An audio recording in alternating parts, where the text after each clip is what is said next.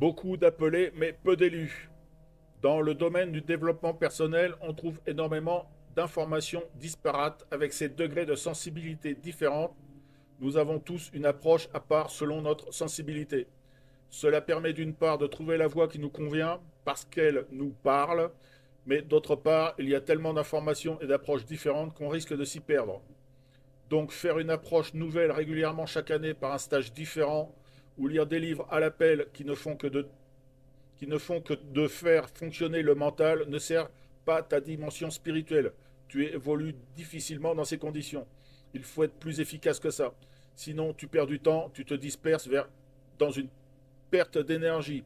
On peut très bien faire quelques stages et lire quelques livres, certes, mais passer sa vie à lire ou à faire des stages est un non-sens. C'est une perte d'énergie.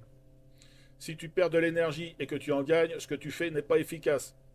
Une action bénéfique en annule une autre par ta dispersion. Voilà pourquoi, dans le domaine très vaste du développement personnel, il y a beaucoup d'appelés, donc beaucoup de personnes qui sont dans cette mouvance, mais très peu d'élus, parce qu'à mon sens, le premier but à atteindre est d'activer au moins un seul chakra. Et peu de personnes dans ce domaine ont déjà un seul chakra ouvert.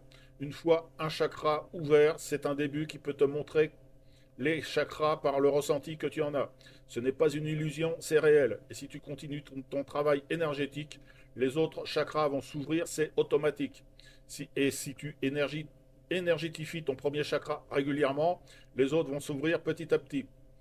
Mais avant tout, et peu importe la façon, il faut ouvrir un premier chakra. Ensuite, les choses vont normalement se dérouler toutes seules. Mais le terme élu va bien au-delà d'avoir un seul chakra ouvert.